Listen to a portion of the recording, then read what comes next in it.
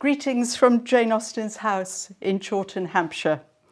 I'm Catherine Sutherland, a patron here at the house. Known in her day as Chawton Cottage, this was Jane Austen's home for the last 8 years of her life. Here she revised or wrote and sent out into the world novels that after more than 200 years still appear to us as fresh and modern. It's 6 o'clock on a Saturday evening in early autumn. The house is closed after a busy day. We, an intimate audience, are in the drawing room where Jane Austen, her family and friends sat of an evening reading to one another. And we invite you to join us.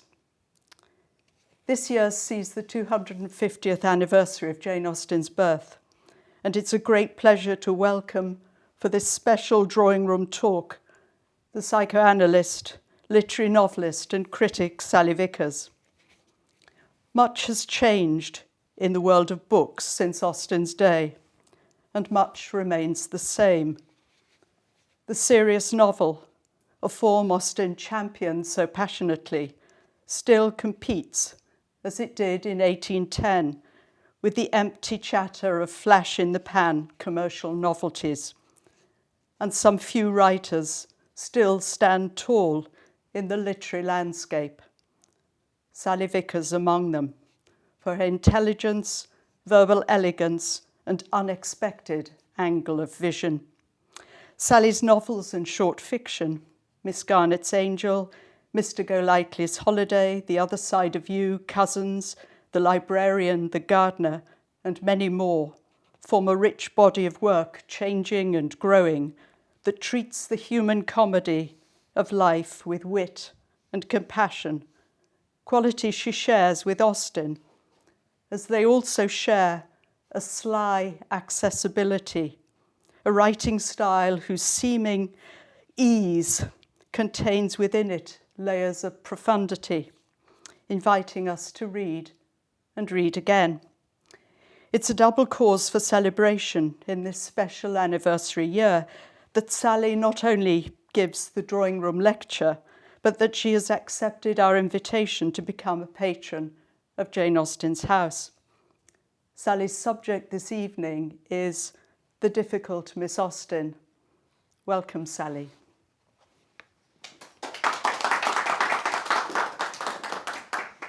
Yes, and can I just start by saying what an honour it is to have been invited to be a patron of the Jane Austen house, and to be sitting in the house where arguably 3 of the greatest novels ever written in the English language were composed, and where Jane Austen and her mother and her sister read aloud to each other the first of her actual published novels.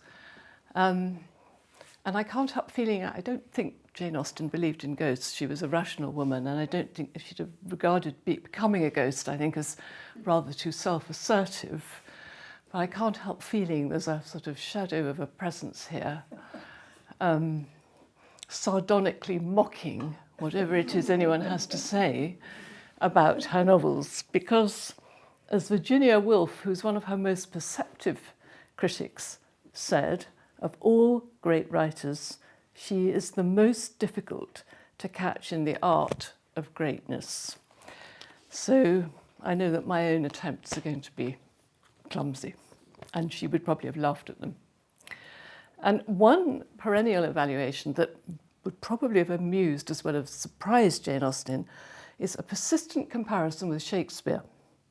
Macaulay, the stately 19th century historian and man of letters, makes the first known comparison with this pronouncement: Shakespeare has neither equal nor second, but among those who in the delineation of character approach nearest the great master, we have no hesitancy in placing Jane Austen as a woman of whom England might be justly proud. And the connection has been made many times since. The American critic Edmund Wilson, now long fallen into obscurity, remarked that Shakespeare's and Jane Austen's were perhaps only 2 reputations never to have been affected by the shifts in literary fashion. And Virginia Woolf, in another characteristically shrewd insight, maintains she is as inscrutable in her own small way as Shakespeare in his vast one. And in our own day, I think the fact that both images of both these authors have been chosen to go on our banknotes makes the same kind of point. Shakespeare, of course, being on the more elevated £20 note, but Austen, I think more characteristically, because it's a more serviceable note, but also more appropriately is on the £10 note. £10, as you all probably know, being exactly what she was paid for Northanger Abbey in its first manifestation. Now, this high-octane comparison is not to suggest that Jane Austen does not have her fierce, even hysterical detractors. We know that the Brontes found her passionless, a writer of surfaces. Mark Twain apparently felt an animal repugnance. D.H. Lawrence found her thoroughly unpleasant. English in the bad, mean and snobbish sense of the word, and Henry James was withering on the cult of dear, dear Jane, everybody's dear Jane, an attitude with which I think she herself would probably have concurred. Closer to our own time, Marvin Murdrick, in his Jane Austen Ironies, Defence and Discovery, takes up the cudgels against an embittered, man-hating Austen, a spinster without means which must, by its nature, react to feeling with an invincible antipathy. But with the possible exception of Shakespeare, all writers have their staunch antagonists along with their dedicated advocates, and most writers will, as Edmund Wilson remarks, fall in and out of prominence in the fickle cycle of fashion. What Jane Austen shares with Shakespeare is not merely that neither have ever apparently gone out of fashion, but that both share this mysterious inscrutability diagnosed by Virginia Woolf. One of the features of the inscrutable is that it rarely rests as simply that. Faced with the inscrutable, we human beings are notoriously restless. Lacking any clear signposts and directives, we tend to project onto the inscrutable our own certitudes, prejudices and desires. One reason for the perennial popularity of Shakespeare and Jane Austen is that for all their differences in scale and style, both possess this Rorschach blot facility. Rorschach blot was the psychological test whereby you're shown a lot of blots and how you choose to envisage them reveals certain truths about your unconscious nature. Is this tendency to attract and apparently endorse the particular yet various preoccupations, presumptions and prejudices of different readers with very different, often opposing attitudes from very different cultures and times. As John Bailey, in an illuminating talk on Emma, invoking the Shakespeare comparison again, puts it, her critics, like those of Shakespeare, find in her what most interests themselves. And I have personal experience of this chameleon-like capacity.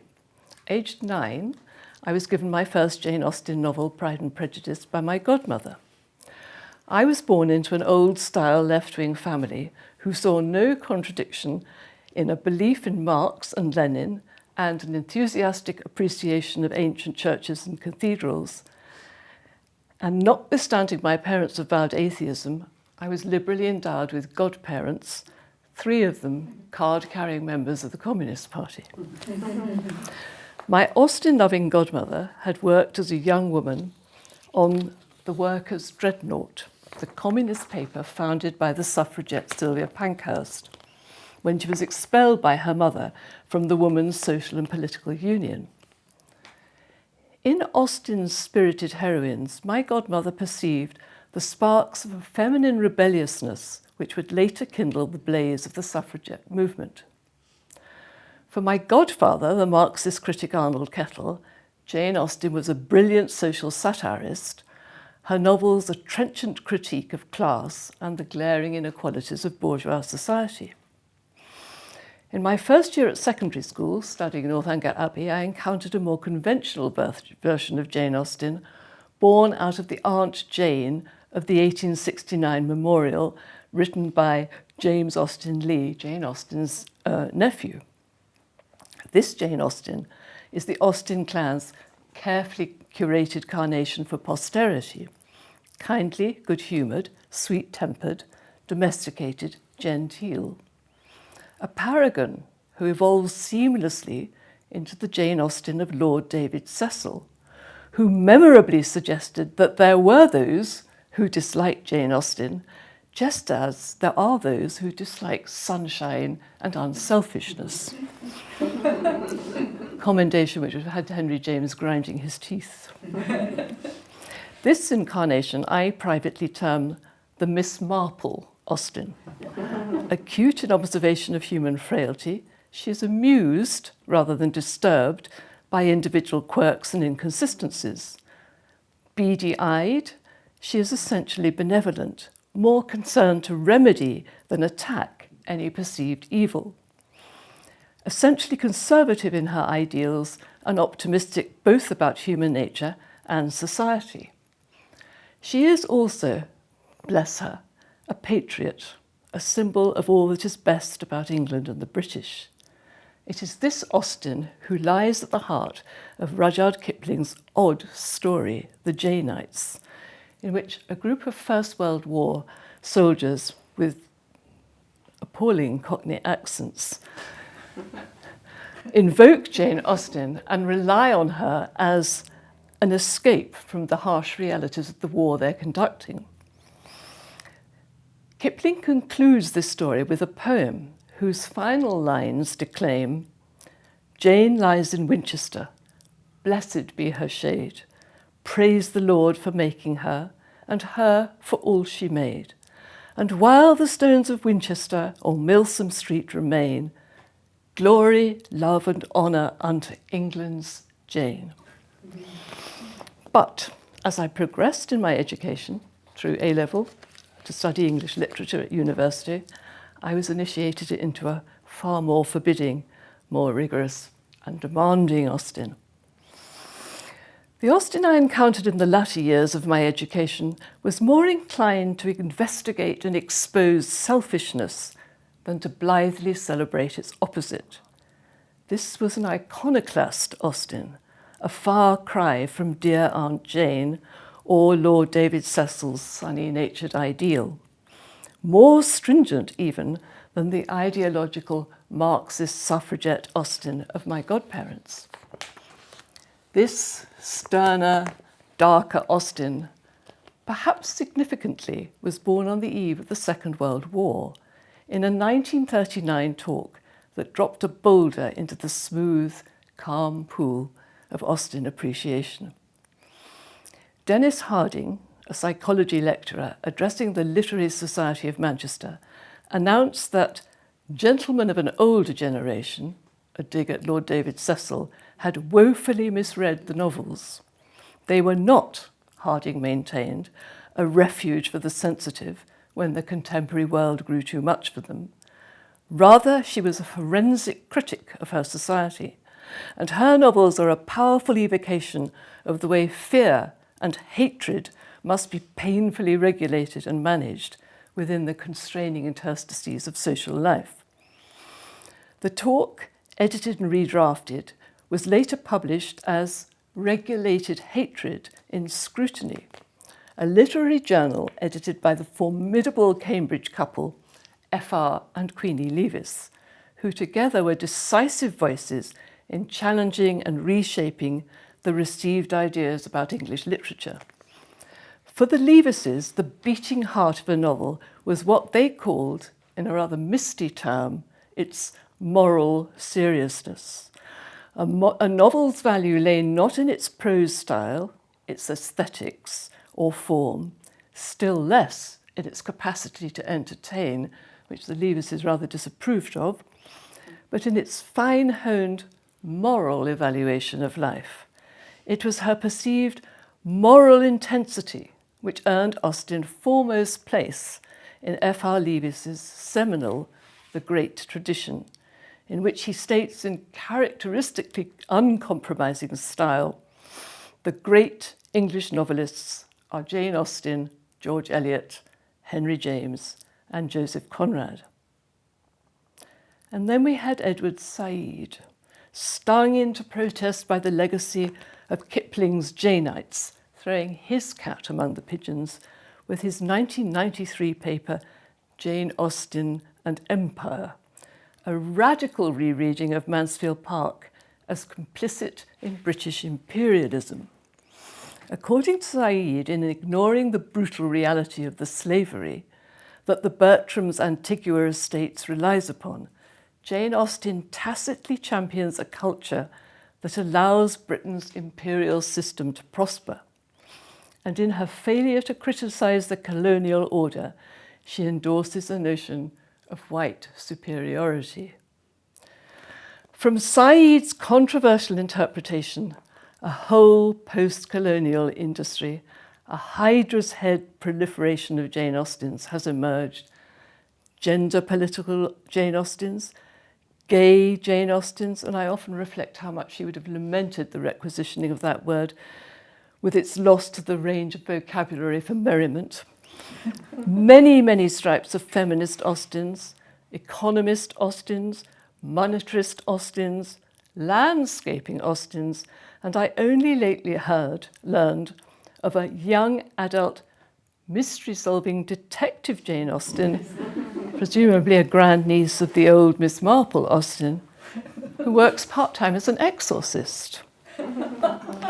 Perhaps the most egregious, because most widely encountered Austen of our day, is the coyly bonneted, lace-trimmed Austen of film and TV, whose pulse is liable to be set aflutter by a hunk with a six-pack in a body-clinging wet shirt. This, then, is the difficulty posed by Miss Austen. This enigmatic yet strangely generative inscrutability that finds her in the vanguard of so many fashionable opinions, recruited into so many causes, or acting as a spanner in so many works. And yet, like Shakespeare, causes, positions, ideologies, it seems to me, are the very things she disdains.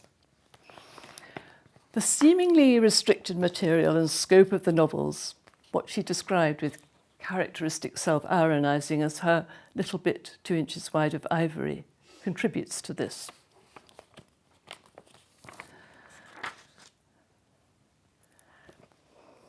The fashionable novels of the day, which she enjoyed, full of drama and intrigue and high romance, brilliantly satirised in her plan of a novel, were of a very different complexion to her own.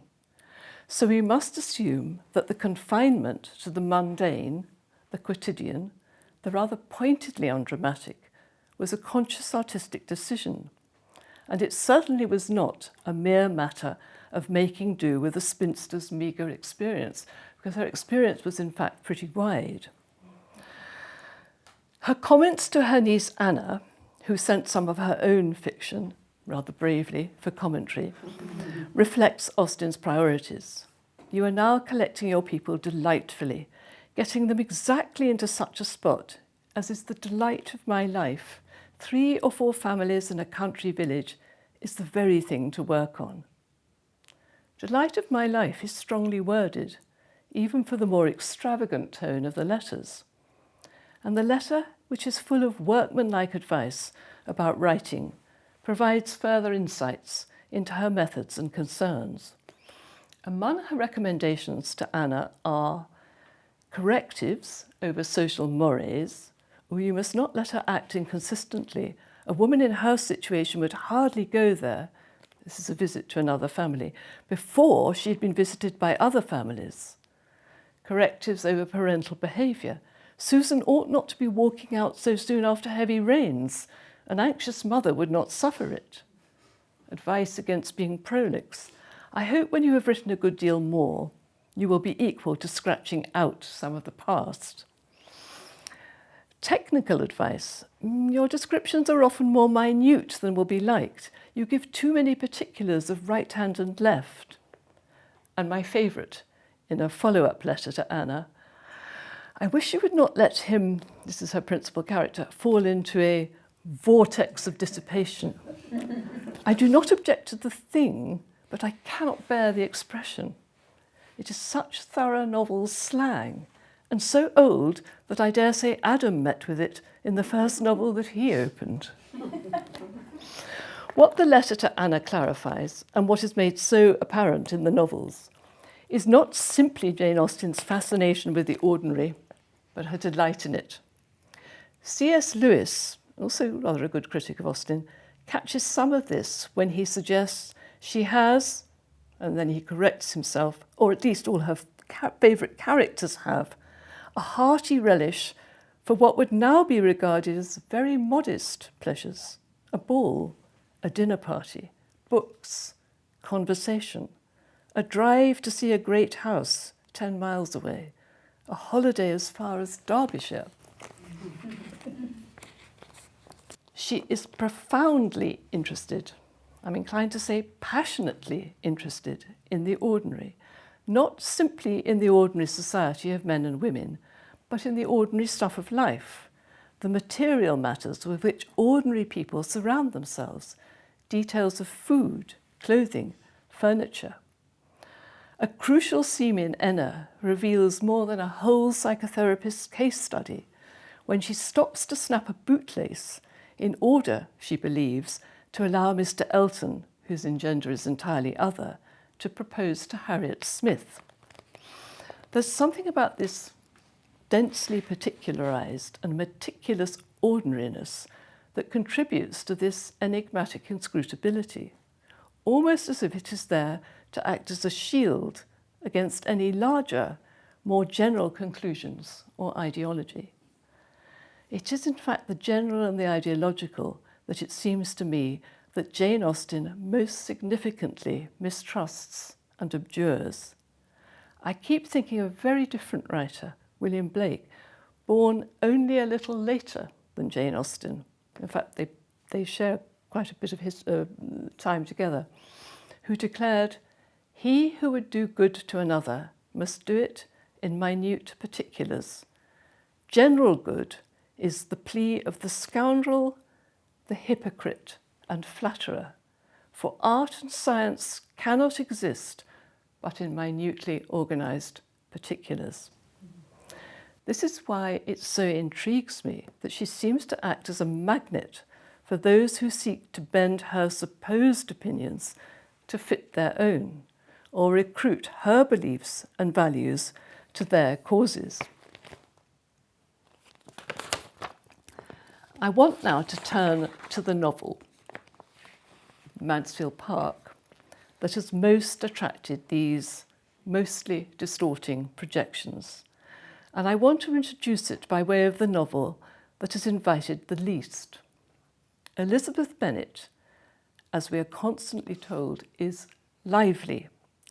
She has a lively, playful disposition which delighted in anything ridiculous.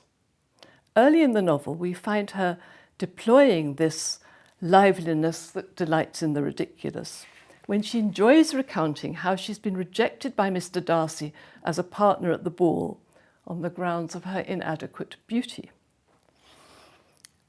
Elizabeth's liveliness is her hallmark, and when towards the end of the book she asks Darcy what it was that overrode his pride and first attracted her to him, he answers, "The liveliness of your mind." In January 1813, with Pride and Prejudice finally published, Austen writes of Elizabeth exuberantly to Cassandra, "I think her as delightful a creature as ever appeared in print, and how I shall be able to tolerate those who do not like her, at least I do not know." By this time, she's fully engaged in writing Mansfield Park and has confided in the same letter that it will be a complete change of subject, ordination. In a letter written only days later, she opines that Pride and Prejudice is rather too light and bright and sparkling. It wants shade. So when we read in Mansfield Park of Mary Crawford's lively dark eye, and that she is pretty, lively, with a harp as elegant as herself, and we then discover that Mary Crawford is the anti-heroine in opposition to Fanny Price, timid, anxious, and self-doubting, what do we make of it? A very common response is to assume that Austen has undergone some spiritual crisis or evangelical conversion. She's taken against liveliness, rejected the indirections of a playful irony and wit, and adopted instead a strident, wet blanketing moralising.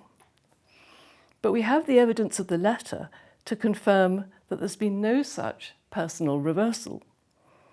As always with Austen, it is the particular and not the general that is relevant. Elizabeth's liveliness is deployed either against herself or to puncture foolishness or self-importance in others. She never uses it to deflect from her own self-interest.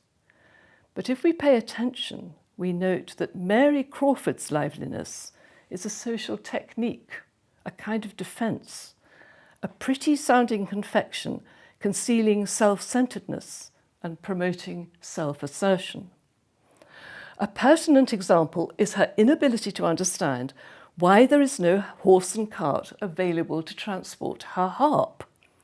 She mocks the farmers, making a funny story out of a matter that entails their livelihood.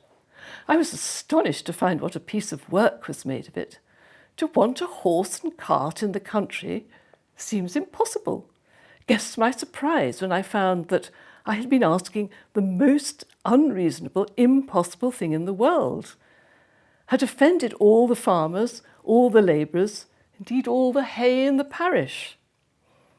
This is not just, as has been suggested, Jane Austen sounding off of the countryside against the town. It's about a serious failure to recognise social obligation, a respect for others' very different rights and obligations. We note this element again in Mary Crawford when she hogs the horse that Fanny is accustomed to ride for exercise. Fully aware that she's deprived Fanny, she makes a cringe-making faux apology in which the lively tone is patently there to sweeten over the pill. My dear Miss Price, I have nothing in the world to say for myself.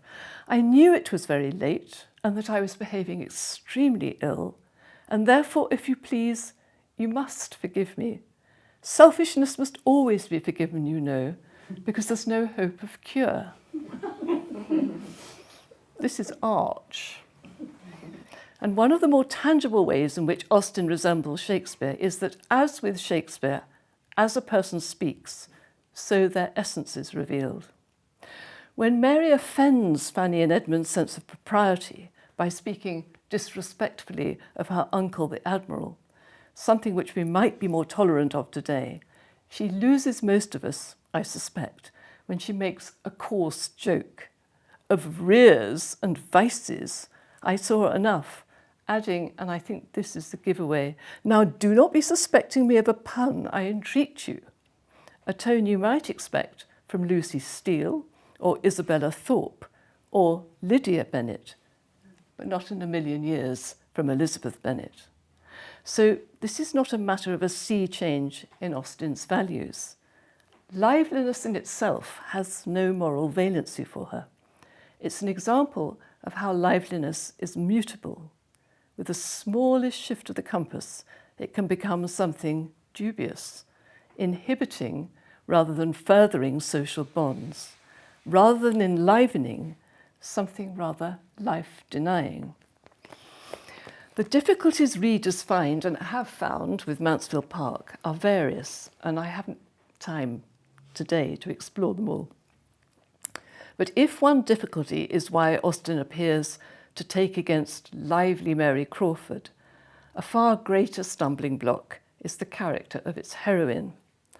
The long-suffering, exploited, easily frightened, physically depleted Fanny Price is not generally liked. Some find her actually repulsive, Kingsley Amis thought her a monster of complacency and pride, concealed under a cringing cloak of self-abnegation. And if we're looking for projections, what do we think of that? And even Lionel Trilling, a serious fan of the novel, declared it was impossible to find anyone to like her. Now, my response to this is, so what? What has liking to do with the price of eggs? I rather doubt that Jane Austen liked her. She refers to her as my Fanny, it is true, but that, I think, is that peculiar impersonal affection, somewhat like the love of God, with which all responsible authors must love their characters. There's no rule of good writing that says an author must like their characters, or that it's an author's job to ensure that we like them. Jane Austen likes Elizabeth, and we see from her letter that slap bang in the middle of creating Fanny Price, she enthusiastically endorses that liking, and yet she made no attempt to alter Fanny's character. And she's very plain speaking about liking her next heroine, Emma, claiming to expect that no one but herself will, although actually she was too good a psychologist not to know that we would immediately, the effect on us is immediately want to prove her wrong, because on the whole people do like Emma. So this is not about some sea change in Austen's own personal preferences and attitudes. That is not the point. Settled here in Chawton, secure at last in her surroundings, and with 2 novels finally published, she's making a bold experiment. With Fanny, she's trying out something new. Fanny is powerless, must be powerless, because this is a novel which explores power in a new, to Austen anyway, vein. Not the power of individual character, as in Pride and Prejudice, or the power of character fortified with money and social status, as in Emma, but the larger, more complex, harder to handle because more diffuse power of a certain strata of society. A society, moreover, that is in turn becoming uneasy about its own power. Said isn't altogether wide of the mark in his reading. It's just that he gets his author's attitude wrong. Fanny is powerless in the society of Mansfield Park. But set against this, in the economy of the novel, she is right. That is not to say, I mean, that she behaves well with the obedience due to her position and the accepted manners of her age and the times, although that is certainly true. Fanny's particular rightness is in seeing things as they are, which again is not necessarily to say that we must agree with her judgments about them, or indeed that Jane Austen did. In this capacity to see, she's unique as an Austen heroine. In fact, she's rather more like a Henry James character. Not even Anne Elliot, also somewhat powerless, has the unoccluded vision of Fanny. Fanny is Jane Austen's canary down the coal mine, hence her extreme sensitivity, her physical frailty, her, it is true, somewhat irritating tendency to tremble like a leaf. What unkind critics see as her priggishness and passivity is character as litmus paper.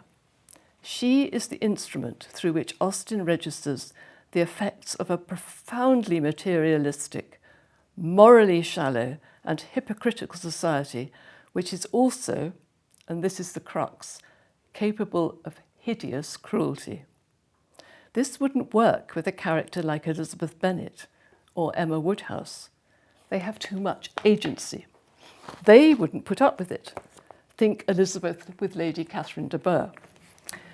Those heroines have an altogether different role to play out as the victims of their own self-deceptions, and the delightful dynamic of their novels is precisely their growing awareness of these deceptions which culminate in the satisfying conclusion of their marriages. Fanny is the undeceived. The deceived role falls instead to every other character in the novel. It's almost as Jane Austen's spy that Fanny is there, to witness and record for us the dangerous web of deception in others. Sir Thomas is woefully deceived about Mrs. Norris and the natures of his daughters and their education. Edmund deceives himself about the Crawfords and the play. Both Maria and Julia, most lethally of course Maria, are deceived about and by Henry Crawford. Stupid Mr. Rushworth is deceived about who he is marrying and why. Henry is deceived first about Fanny and then, disastrously for them both, Maria.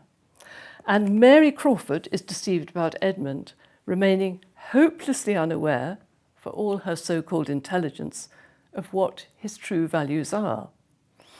For her, the occasionally charming but unreconstructed heroine, there is none of the painful but necessary growth towards an enlarged self-awareness that Austen's authentic heroines undergo. At the end of the novel, at the end of Mary's last meeting with Edmund, when she varnishes over her brother's behaviour in running away with Maria, she tries to call Edmund back with a saucy, playful smile. Her lively playfulness obscures rather than informs and nourishes her ability to make the necessary inner revolution, the sacrifices and the new recognitions that a real affinity with Edmund requires, and she remains totally, pitifully deceived about what has gone wrong between them, between her and the man she hoped loved her. It is one of the horribly painful moments in a novel which has a large quota of pain. The mistake modern readers, with our more permissive attitudes towards morality, make is to confuse an unflinching account of the destructive effects of the values of this society on its individuals and the latent savagery that underpins it with the author's endorsement of that savagery. There's a failure to note the unadorned terms in which it's described. The novel bristles with pecuniary detail. It opens with a bold statement of the financial advantages of Lady Bertram's marriage over that of her sisters, and thereby sets the tone. Money is fundamental to advancement. Fanny is adopted with the aim of offering her a future where she may acquire the means of settling well. The Crawfords are introduced to us as young people of fortune. The son had a good estate in Norfolk, the daughter £20,000. Mary determines to set her cap at Tom simply and immediately because he's the eldest son of a baronet. Her view, unapologetically expressed, is that everyone should marry as soon as they can do it to advantage, adding, "It is a manoeuvring business, but everything can be got with money." Mrs. Norris, psychopathically parsimonious and greedy, can remark, "It is amazing how much young people cost their friends, what with bringing them up and putting them out in the world, while hoarding her resources, spending not a penny if she can help it, and frankly battening on her brother-in-law."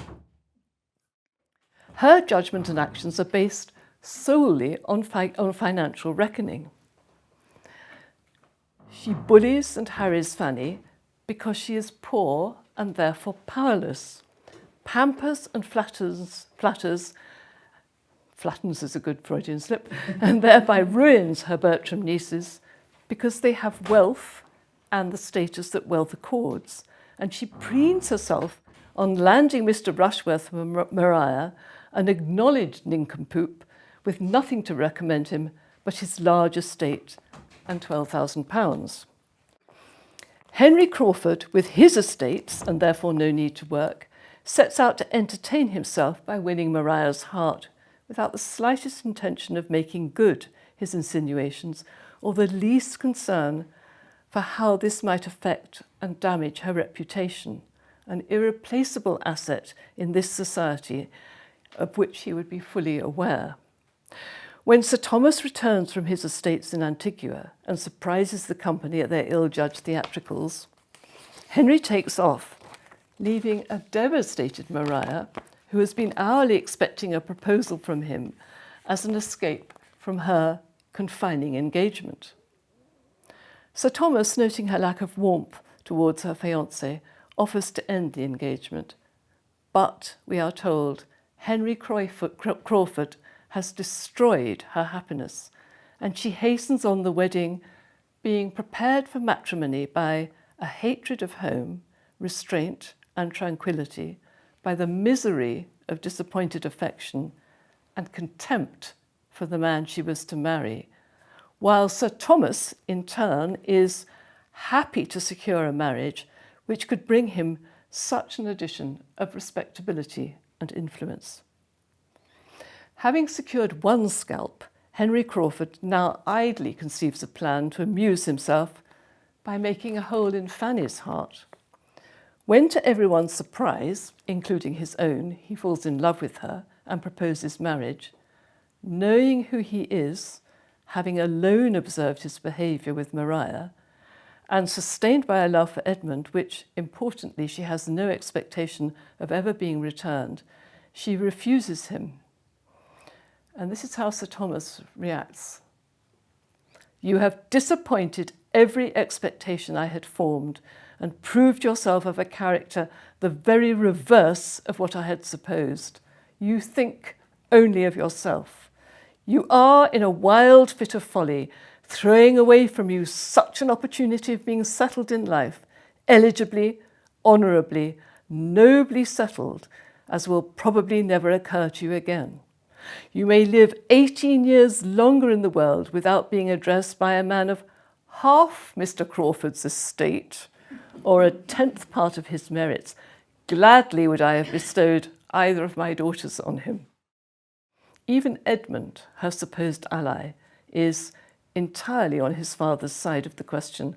Sir Thomas could not regard the connection as more desirable than he did. It had every recommendation to him. When Sir Thomas then decides to ship Fanny like a parcel back to her parents in Portsmouth, something he's never bothered to do before, we learn his prime motive had very little to do with the propriety of seeing her parents again, and nothing at all to do with the idea of making her happy. It was a medicinal project upon his niece's understanding, which he considered at present diseased. A residence of 8 or 9 years in the abode of wealth and plenty had a little disordered her powers of comparing and judging. Her father's house would, in all probability, teach her the value of a good income.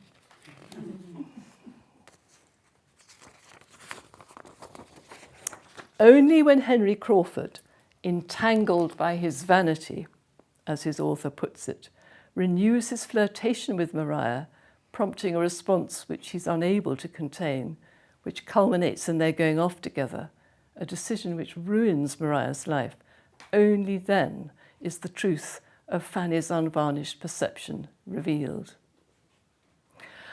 I do think there are difficulties about the ending of Mansfield Park. The achieved self-awareness of Austen's self-deceiving heroines is only partially brought off in Sir Thomas's recognition of his own self-deceptions, his dereliction of duty towards his daughters, which has led to their harm, his taking in every sense of Mrs. Norris, whom, in one of those road to Damascus flashes of enlightenment that Austen does so well, he recognises he has felt as an hourly evil, a part of himself that must be borne forever. But this fits uncomfortably with the cruel fate of Maria, and to a lesser extent, Mary Crawford and Julia. Maria is to be supported by her father materially, but can never return to Mansfield. He would never offer so great an insult to the neighbourhood. In other words, it's a case of what would the neighbours think. And the reintroduction of Fanny as the daughter he has lacked, a central and life-affirming presence in a restored and redeemed Mansfield, is, I think, a falling off of this artistic experiment. Possibly Jane Austen grew tired of it. Possibly she too became wearied with the society she has so skillfully created, with so little within it to lift or leaven the spirits, and perhaps no character she could privately like. But what I do want to suggest is that the expulsion of Maria from Mansfield and the banishment to a life of hell with Mrs. Norris, shut up together where their tempers became their mutual punishment, after she's inevitably deserted by Crawford, is not the punishment of an author who has suddenly been transformed into a virtuous Puritan and forgotten cakes and ale. It is, I would claim, the author's utterly realistic grasp and attempt to convey the awful punishment meted out by this society if you fail to abide by its rules. These rules have nothing to do with real morality or even much with manners, other than in their most superficial and specious form. But they have everything to do with the power that economic advantage buys, which has no room for the alternative values of the heart. If you choose money for your master, the novel coolly points out you'd better live by its standards, because the price of then ignoring them, especially if you're a woman, is steep. Jane Austen's heroines take the other path and hold out for love, but she is nothing if not a realist, and she is aware that this too is a grave risk, because the penalties of spinsterhood were also high. It's a penalty that Charlotte Lucas chooses to avoid, a penalty we observe in Miss Bates. It hangs over the prospects of Jane Fairfax. It even momentarily threatens Emma, with all her financial independence, when she fears she may have lost Mr. Knightley to Harriet, and is faced by the prospect of a life of backgammon with her father. It was a penalty that we know Jane Austen chose to risk herself, and aren't we lucky that she did? Because I think without taking that risk, we would never have had these great novels. Thank you.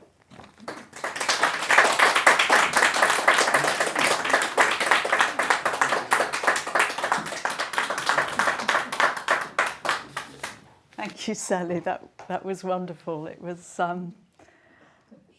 a meditation in many ways, and it's left me with so many thoughts and that I'm finding hard to put into words.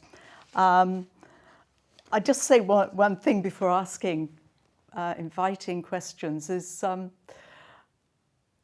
somebody once said, and I don't know who it was, that publication is a form of dispossession. It's that you publish your work and then you've lost it in a way forever. And I did feel in the way that you were inviting us to think of this whole panoply of approaches to Jane Austen's novels that we've had over the centuries, and also within society from different points of view, that dispossession came over very powerfully indeed. But she's unusual in that. I mean, you don't get the same thing with Dickens, for example. No, you don't with George Eliot. Or George Eliot, No. or Hardy, or Conrad. No, you don't. There's something special about her. Yeah, and I there actually is. I don't think I've really got to the bottom of it. I mean, Yeah. I cut out, I prepared more than I had time to deliver, but I cut out quite a lot. But I mean, if you look at the way her letters are written, which of course you know very well, you get this mixture between really sort of quite, political insights, theological insights, comments about society, and then you get, details about rhubarb and mutton and soling one's boots and, hens and there's this sort of, there's something about this close texture that Yes. creates a screen or a shield almost, and it's as though, I mean, I was a psychoanalyst before I was a novelist, and it's rather as though the novels act like the way in which a psychoanalyst is supposed to act, although actually in practice they rarely do. Upon the neutral character of the analyst is supposed to be projected all the unconscious character of the person who's come to them for help, and it's as though that's what people do to Jane Austen. Yeah. Yeah. You know what Dickens thinks about things. You don't really know what she thinks about these things. Yeah. Do you think that statement of Catherine Mansfield that every reader sees Jane Austen as their secret friend, do you think that that's sort of getting a little bit at that thing that we all do with Jane Austen, that curious possessiveness that we all seem to feel towards her? Yes, but I think if you think of Said and indeed my dear godparents, they're sort of so willing to project these huge ideas on somebody who really didn't like huge ideas. That's right. She mistrusted them. And huge ideas onto novels on perhaps just one sentence in a novel. Yes, that's the paradox. Yeah, it is. It is. Please, you must have things you'd like to say, questions or just comments. Doesn't have to be profound. In fact, I'd rather it wasn't. Yes. Yes. That was a very interesting and very layered lecture. Are we going to be able to read it somewhere? Because I immediately want to read it all over again. Yes, you can. If I publish it, I will actually add a bit. I found because I got rather sort of excited by everything. I prepared more than I had time to actually say to you, so I was sort of cutting a bit as I went. Yes, I will certainly see if we can do something. Yeah. Yes. I'm sure I can say confident we'll find a way to publish this. Yes, because it is very important. As you say, it was so layered. What do people here feel about Mansfield Park? I mean, because I'd called it the Difficult Miss Austen, and there are other of her novels I could have picked, but I chose that because it is the one that people get very hot under the collar about. Edward Said, seeing it as this sort of complicit in the empire, and then Kingsley Amis getting very uptight about Fanny Price, and this really interests me. Why do we have to like her? Why do we suppose that Jane Austen necessarily liked her? I'm not sure she would particularly have liked her. I don't think she disliked her either. I'm not the only person that actually likes Fanny Price. Because I really feel a huge sympathy for her. I feel sympathy for her too. But I do agree with sometimes she comes across as a little bit priggish. She has a vulnerability, hasn't she? She has a vulnerability which you can relate to. Most people reading must have some. Well, I think most importantly, she doesn't have any of the power of the other heroines to interfere with the effects of the enormous power everyone around her has.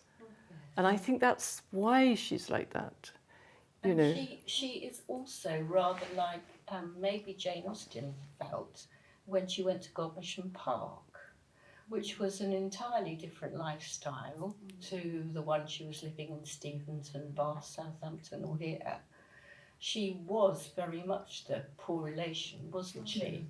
And I believe her niece Fanny said something, although Jane Austen loved Fanny so much. I think it's certainly... She said something quite catty about her not being quite on the right social level. Coarse, a bit coarse. Yes. So I wondered if maybe Jane Austen could see herself a little bit in Fanny, although she was never priggish or... Well, I think you could probably say that about all of them, the heroines, that she sees herself in all of... I mean, by which I mean, I think I think probably rather deep knowledge of her own psyche would mean aspects of her will come out. I mean, I don't think she's particularly identified with Fanny, because I think she, a bit like Elizabeth Bennet, has too much personal agency, too much character, and there's a robustness about Jane Austen which you don't get in Fanny. But I think you're right. She's certainly experienced the effect of being among people who are powerful for no other reason that they are wealthy. Yes. I mean, there isn't any other reason. I thought what you said, though, about the norm with a Jane Austen heroine is, in the course of the novel, enlarged self-awareness, and that somehow...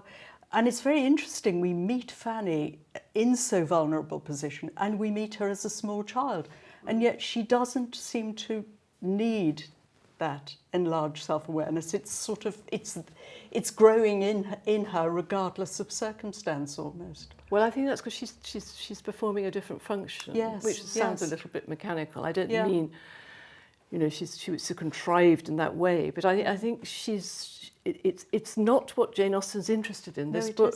It isn't. She's done that, and she goes on to do it again brilliantly with Emma. Really brilliantly with Emma. But she's trying something else. Yeah. And I imagine, having come here after all the restlessness of her earlier life, having lost her family home, and then gone to Bath, and then been hither and yon, she comes here, and Sense and Sensibility are published, and Pride and Prejudice are published, and she's sort of, you know, she's an established author now, and I think she's trying something new. Yeah. And I don't think she quite brings it off, because I think from the moment Fanny goes to Portsmouth, and we see her now very appalled by her parents' home, you know, you can't help thinking, well, you know, she's sort of become corrupted in a way by the values of Mansfield. Yeah. And the ending where Sir Thomas takes her in as the daughter, that isn't quite satisfactory. But what I think is really important is that the banishment of Maria is not Jane Austen's punishment of Maria because she's morally disapproving as what happened to Maria. It's what she sees happens. If you live by the sword, you die by the sword. Yeah. And that's where I think the novel is absolutely brilliant. Yeah. And I don't think it's really been noticed. Yeah. That's what's happening. Yes. I mean, my understanding is that she wanted to have it republished and that she had a particular affection for the book that wasn't perhaps seen by other people, which I find interesting because I do love Fanny and I do like the book very much. It's not my favourite Austen, but I do like it. But she obviously had a great affection for the book, and perhaps because it was different. I don't know. Well, I think she has an effect. I mean, I think it's a brilliant book. I think it's an incredibly brilliant book. I mean, I rattled through all those financial references because I sort of wanted to give the way it's filtered through, but you know that's distorted because of course there's an enormous amount else going on, and it's not as though she's throwing it in your face. It's very, very subtly done, but if you go through and analyse it, you see all the time, and it's her nearest thing to a tragic novel, I think. Yes. And that's where I think it's very brave and very bold, and she's genuinely experimenting. And I think you see the benefit of it in Emma, which is a very different kind of novel. There's a kind of confidence she's got by the time she's got to Emma, because she's tried something so very different. But I mean, those small slides, it's like the microaggression thing, isn't it? The small slides are often the most powerful and the most hurtful, rather than largely calling somebody out and being abusive to them, but to quietly just chip away at somebody by saying little things to them that they constantly feel that's what's been said. Yes. It has much more strengthening and controlling power of somebody in a way to put them down, doesn't it? Yeah. Is it possible to read Mansfield Park and not really notice very much the aspects of slavery? Yes. I think when I first read it, that wasn't the thing that came out to me at all. And maybe it's the zeitgeist at the moment that we're all so guilty about Britain's past. Well, there isn't that much about slavery in the novel, actually. It's not that obvious, is it? No. There is one interesting moment, which is that I think it's after he comes back, but you can correct me if I'm wrong, when Fanny asks Sir Thomas about slavery, and there's a terrible silence. That's right. Yes. And she has the timidity to do that in her position. And Edmund says, I wish you'd talk to him more. And she says, he would have liked. She says, my father would have liked to be questioned more. Yes. But I think I think there's two things about that. One, to some extent, if Fanny would identify with being a slave. I mean, she's pretty... She's set to be Mrs. Norris's slave and Lady Bertram's slave pretty much, isn't she? I mean, strawberries in the heat. Yes. The roses in the heat. The roses in the heat, exactly. Yes. But it's also that she takes an interest in something larger than herself. That's right. And I think Jane Austen would have been interested in the whole slave issue, but I don't think it was her ruling interest. No. You know, it's just one of the many things about that she incorporates into the book, the fact that the estates are dependent on on slavery, and the fact that Fanny is the only person in the family that's interested. Yes, yes, But yeah. it's so bleak. It just passes. Yes. Amongst all the rest of the novel, it Yes. seems to pass you by very, very quickly. And yet nowadays, it's what people talk about. Well, I think that was my point, really, That's that, you know, right. nowadays our present preoccupation is to somehow Yeah. load Yeah. upon the novel Yeah. all kinds of things. I wonder if at that time, my timelines aren't good enough to know how the nation at that time was feeling about slavery, because she was interested in anti-slavery. The head gets a bit confused by reading books such as 6 Weeks by the Sea and some of which make her very determined about anti-slavery. But I don't know what. But that's not a book by Jane Austen. Exactly, not entirely. But I wonder what was happening in the nation at that time. Well, I mean, when she's publishing Mansfield Park in 1814, I mean, I shouldn't be answering this for you, but when she's publishing it, the trade in slaves, the actual selling, has been abandoned and abolished by British Parliament. British Parliament, yeah. Slave owning still exists, but the trade in slavery, yes. And we do know that her brothers were at this very time, as it were, patrolling the seas, preventing slave ships. So, you know, they had an active role in that. But this is, as you said, it is our modern preoccupation. And so, you know, the writer is dispossessed in that sense, and we load it onto the writer. But, you know, we do this with other writers too. It's just, as you say, She's unusual. Jane Austen, like Shakespeare, is quite unusual. They seem to be almost fair game for any interpretation. I think it's partly because, well, certainly it's something I'm interested in Shakespeare. It's very, very difficult if you read Shakespeare to glean from his plays what his actual his personal opinions were. You don't find them. I mean, I was once having a conversation with John Bailey, and I said, of course, we can't say anything about Shakespeare, and he said, it was very like John Bailey, he said, I think, Sally, we can say he was not fanatical. And you can say, I think, that Shakespeare did not like fanatics. But it's quite difficult. And it's similar with Jane Austen. I think from her letters, you can deduce what her attitudes were. But from the novels, much less so, because she's as I say, she doesn't really, she's nervous, and I think rightly so, of ideologies. It's so interesting that, you know, ideologues, Marxism, anti-colonialism, gender identity. You know, it all gets thrown at her in a way you don't get that with other novelists. Yes, that's right. It is an interesting society with slavery, though, isn't it? Because you've got the issue of saying, but they can't be sold, and then also you'd have to give up your slaves. But society thought it reasonable to compensate you for the loss of them.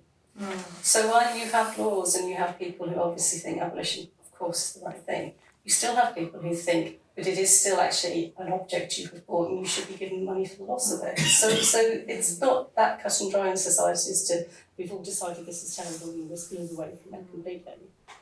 We still go, oh, actually, it's a chattel. Oh, I think as society, I mean, we're very good at looking back and chastising our forebears. We're not terribly good at looking at ourselves. I think that's true. But, you know, we could go on talking, couldn't we, all evening? Thank you so much. That was really a wonderful talk. It was, as you said, so layered, and we look forward to reading it.